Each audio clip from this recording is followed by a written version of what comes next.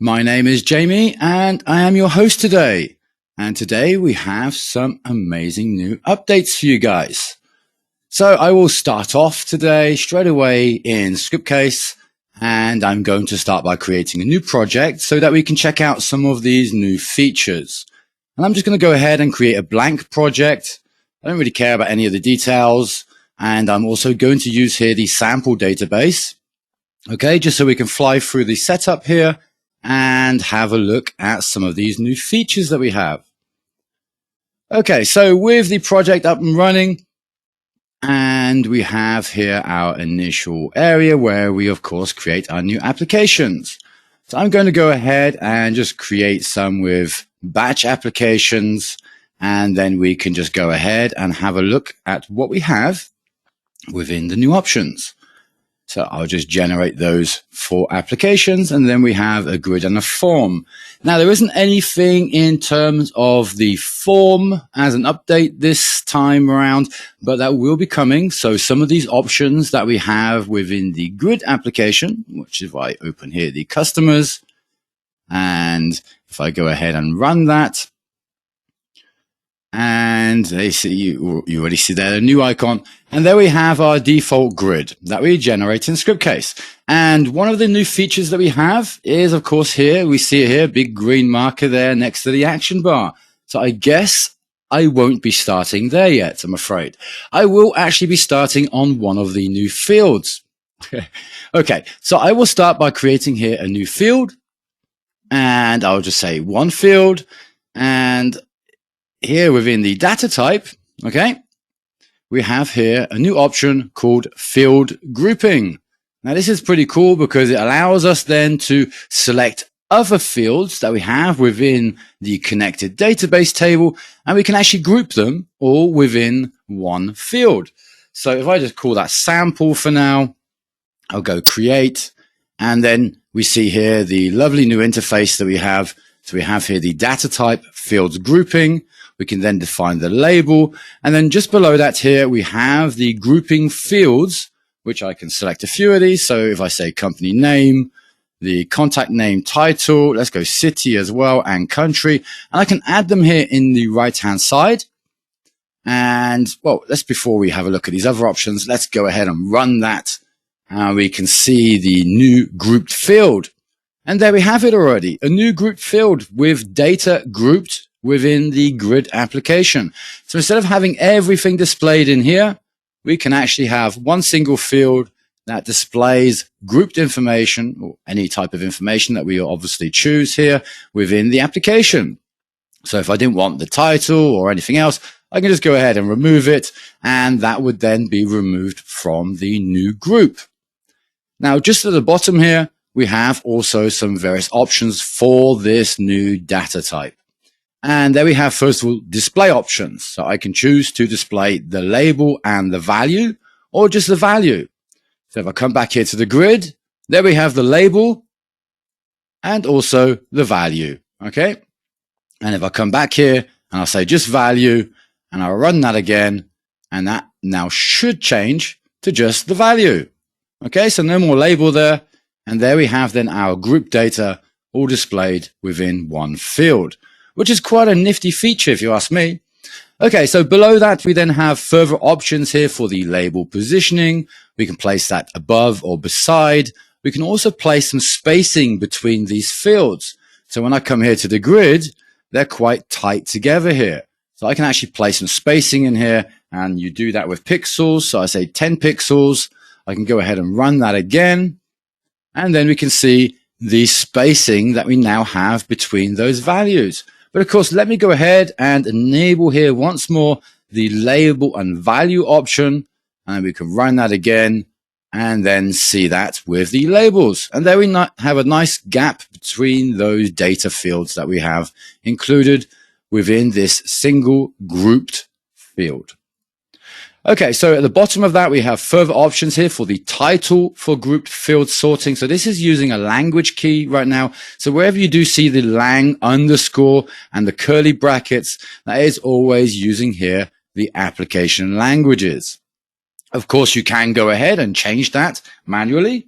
So I could do like so, run that, and that would then change the title that I have for those individual fields. Okay, so I'm not actually seeing that there, but title for groups field sorting, so that should be for the sorting.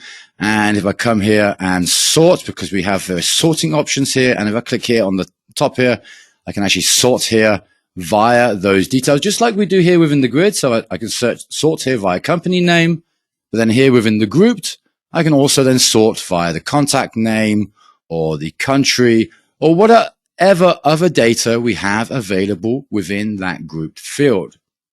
So again, a nice little feature there added into that.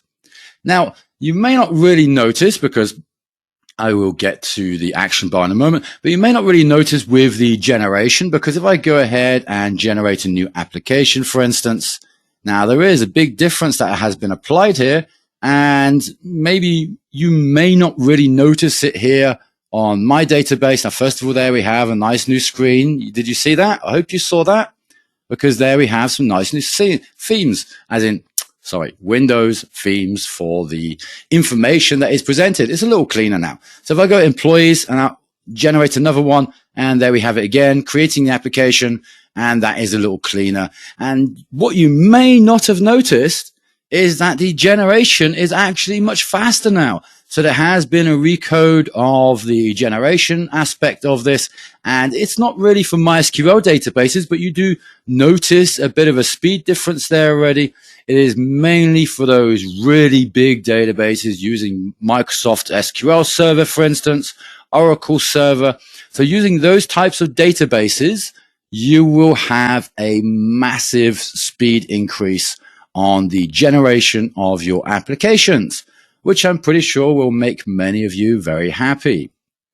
Okay, so with that, as I was saying already, we have then the new generation interface for applications, which generates faster mainly for Oracle and Microsoft SQL Server, as well as any large-scale databases, really.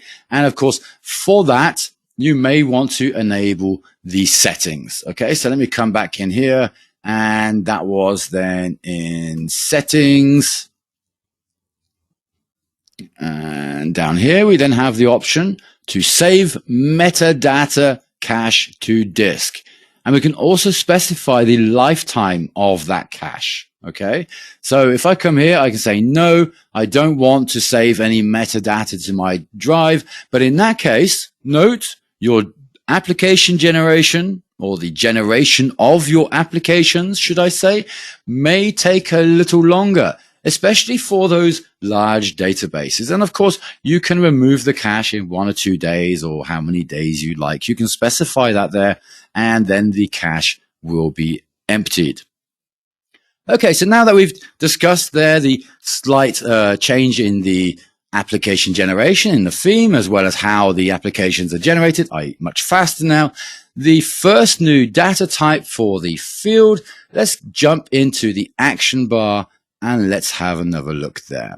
So if you haven't used the action bar before, this actually allows us to place or move, first of all, here the detail. We can move that here, and the editing, we can move that here to the right instead of the left. We can also create new buttons. Okay, so if I go create new button, and again, a new screen, much nicer than before. And of course, these sort of changes are coming throughout Scriptcase to make it look really nice and new. Okay, so here I have then the choice for this action bar button that I have decided to add. I can create it as a link or as an Ajax button. Okay, and the difference between the two is that the link allows me then to basically link to other applications, and the Ajax, well, it can do that as well, but you will have to use a macro. Okay, so if I choose Ajax, for instance, I'll just call it sample. I can go next. And now with the Ajax, one of the other big differences is that I can add multiple states. So I can come here, add another state. And then, for instance, with this one, I can say, yes, that is yes. So ID yes and ID no. Now, in some cases, you may not want to change the ID. It's not the most important thing for you to change. But of course, it may help you. Okay, you can just add 1 or 2 and whatever else you like in there, because it's not something you are really going to see. Okay, so then we can add here a font or some icon. I'll just randomly select any here. We can add our color in here as well. Again, I'll just randomly select any color. And again here also, and now I can't scroll down anymore. Okay, so we have then hover, active color, the hint, and we have here a new confirmation message. Okay, so I can actually say hello here. And when I then come to click on this new button, so if I go run, we should then have our new button then placed in there. And of course, we need to add our PHP code for the Ajax functionality. And I need to zoom out here so we can see it a little better. And we have here parameters that we can apply and use. And if I go run here, let's see if it adds us. Now we have here the edit that we moved. We have then the details and the edit. Now they are typically over on the left here, but of course I had moved them here to the right. And I had added here this new action button. Now I need to actually add some Ajax, some functionality in here. So maybe another sample would have been better. But I want to actually give you a confirmation window now, as it states here. So if I come back here into the sample button that we just added, and if I come here to the visual options, I then have here the confirmation message box. And that just pops up with a window. It says, are you sure? Or whatever message you place into there. So you can say there, are you sure you want to update this value? Are you sure you want to deactivate this user? Whatever it may be, you can place it in there. And then when the user actually clicks on that button, they then have those specific options. But let me come back here to the action bar again. And this time I will create a link button. And I'll just call it link sample. And go next again.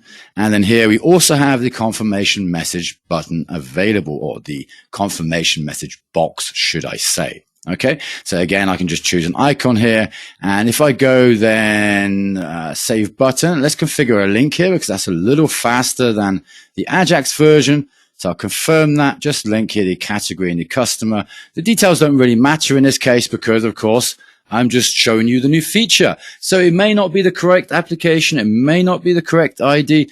Doesn't really matter. What does matter is the new options that we have. So let's click on that. And there we have, invalid URL. So of course I need to go ahead and generate the other applications first. So let me go ahead and do that. And then this time clicking on that shouldn't actually give us an error message.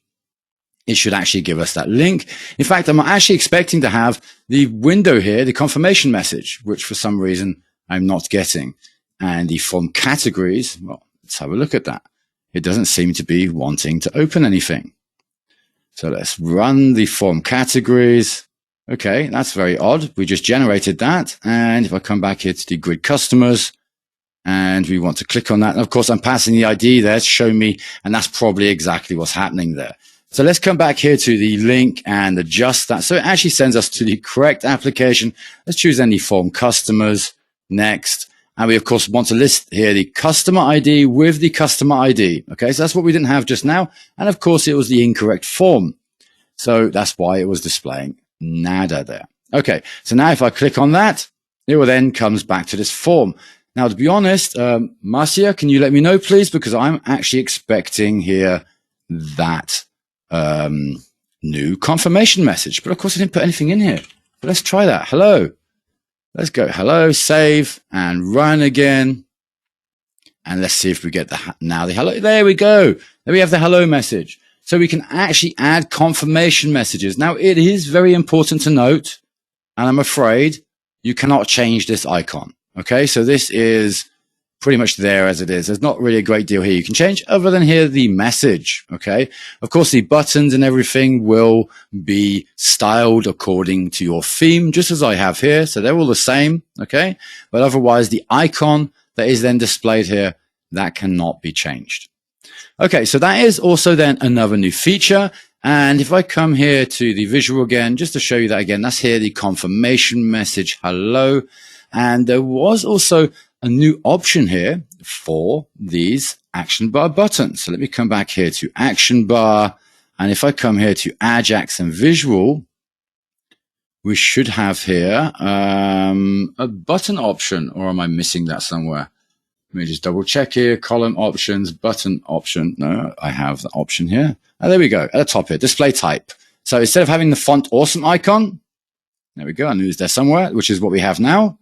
Okay. So we can actually change that. So I'm going to go here, button, and that is now going to display me a button. Now I have then the choice of displaying the Font Awesome icon and text. Font Awesome icon only the text, or in reverse. Okay, so that's one thing I actually noted the other day when I was seeing this for the first time. I thought it was just Font Awesome and text, but there is actually here the option to switch them around. So if you rather have the text and then the Font Awesome icon, you can do. And notice at the bottom here, you can also change the button visual style. Okay, so it can be via the theme, or you can manually change it. So if I go ahead and say it's red here, and again, I'll just leave it with theme. In fact, let's go teal on hover. And that will then change those colors. Now, they are the only colors that are available. Okay, so you cannot just go ahead and change them otherwise. But in general, okay, so I don't actually have a button there yet. Let me double check that. So text, I need to add some text here. Sample button. Let me just double paste that in there. Save that. Okay, so now if we run, we should now have a button. See, a red button with a teal hover with the text and an icon in there. And of course, I can come back in here again into the visual settings, wrong button, into the visual settings of the correct button. And I can then again make changes here to how I want this button to basically look and how to react. So again, I can just choose the Font Awesome icon. I can save that and then go ahead and run that again. And there we have now functional buttons here instead of just the Font Awesome icons. Now, one of the nice features of this is actually the grouping. So if I come into here, I believe it was here, the edit visual bar, and then down here we have the group buttons. Okay, so checking this will group the buttons together. If I uncheck this, and let's go ahead and run that now, it should ungroup. And you see there's actually a little gap there now, okay? You may just about notice that. So let's come here to edit visual bar again, enable that, save it, and run it. You'll see that there is less of a gap there, well, slightly. But it basically does group the buttons together. So if I come here to visual on this one, let's change this also to button. And let's call this one hello. And here we just want text in this one. We can save that. And now if I go run again, we now have those two buttons groups. Okay, you see that?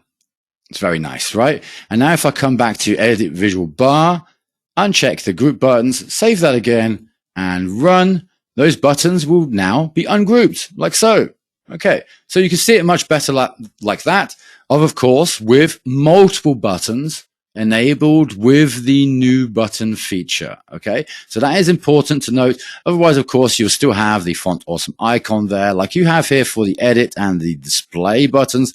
They are pretty much standard there right now. Of course, I could remove those so that it removes any doubts there. Okay, so again, two different buttons, and let me just go ahead and enable that one more time. Group the buttons, save that, and run. And there we will have, once again, the buttons grouped together, which is quite a nice feature. Now, don't forget, of course, we then also have the notification message. Okay, so that's also quite new there. And those are pretty nice new little features we have there. Okay, so we have with the action bar, as I just showed you, column options, okay, which is basically column options. Yeah, let me just double check that because that is not in here. And the column options, maybe I misunderstood that one. But we have the button option, the column option is actually for the grouping, the confirmation message, and yes, the group, the toolbar options as well. And we have, of course, on the new field, let me come back there again here, sample, the possibility to group our fields. Okay, so those are pretty nice new features that we have for the grid application. There is one extra feature here that I'm going to show you. Now, you may already know here, so if I come here and create two new fields, and then here I'm going to choose here the rating smile and also the rating thumbs. I'll just call that 1 and then just 2, like so. Okay, so if you don't know these fields, you have quite a few options in these. So for instance, we have here the thumbs up, the rating thumbs. We have here new group options for sums, for the value and hints, the display format. So a lot of these options are there since we've added this new option, as well as for the smiley faces. Okay. So now here you do have the use group it by in sums, which wasn't there previously. I think the rest of that is pretty much the same from what I'm seeing. But then there is one major new feature with the smiley faces and the thumbs up. So why would you want to use these fields in the first place, I wonder? Well, of course, to gather statistics, find out how your users are liking your platform or whatever it is that you are wanting to capture ratings on. Okay, so I'm going to show you this because I don't have anything prepared. Okay, so first of all here, we have, there's the grid I just created. Now we have here, for instance, the smiley faces, and we have here the thumbs up. Okay, now I'll just actually go ahead and translate that so it's actually all in English and it makes a little more sense. And so these are the default fields that we have. Now, if I go ahead here to the summary, we have them again. We can view our emojis as well as the favorites, thumbs up, thumbs down. But now if I hover over there, oh, look at that.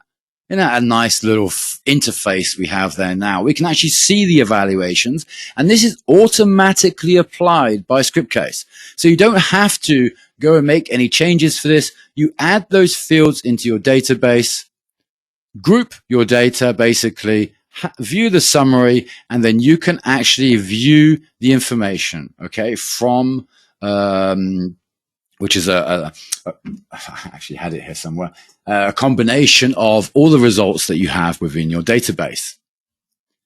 Chance, kind. Sorry, Jian, I don't understand that question, but it's okay. I'm sure you're going to ask me again.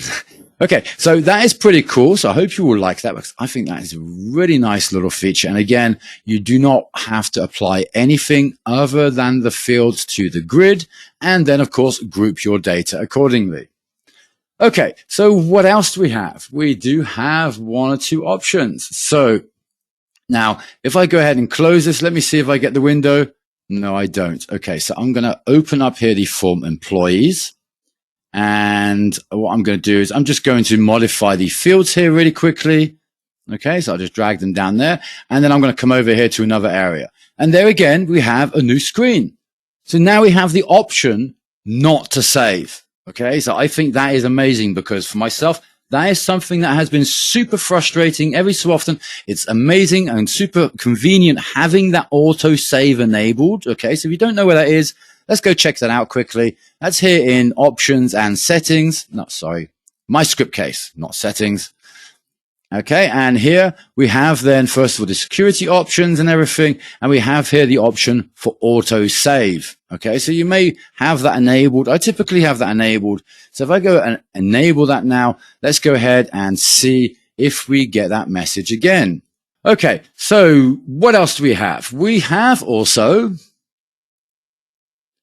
a new interface for the libraries. So if I come here to tools and internal libraries, and here we have a nice new interface for our internal libraries. And of course, then I can come here to project, for instance. I can see all my project libraries, the public libraries, and of course I can click here to view, rename, edit. So this is much nicer and probably easier to use as well. You can add your description in there very nicely, and of course edit and view those quite nicely within this new internal library interface. Now, you would think that was all, but it wasn't. We also have a new macro. Okay, so there is a new macro, and let me find here the macro help page, and that is called sc change, sc underscore change. And let me zoom in a little more, and now I've lost it. Yeah, that's what I get for zooming. sc underscore change underscore css. And let's search sc underscore change, and there we have it again. So this allows us basically to manipulate, as it says, the CSS properties of the fields and rows of a query. Okay, so we can change here. We can specify here what we want to change. So here in this case, we have the color. We are changing the color of this item, and then we apply the color, and then we also apply the field. Okay, so then indicate the field, and it will change the CSS styling of whatever you pretty much define there. Now, there are some examples down here. Okay, so here, for instance, we have the SC badge, change it to green, and that is for the task status. And again, this would then basically be used within the action bar, for instance, because we have then here completed status, an in progress status, as well as a not started. And of course, you'd use that in your events as well on the specific field, or depending on where you want to use that. Have a great day all, and a great week, of course. Be safe, be well, and until the next time. Thanks for watching all.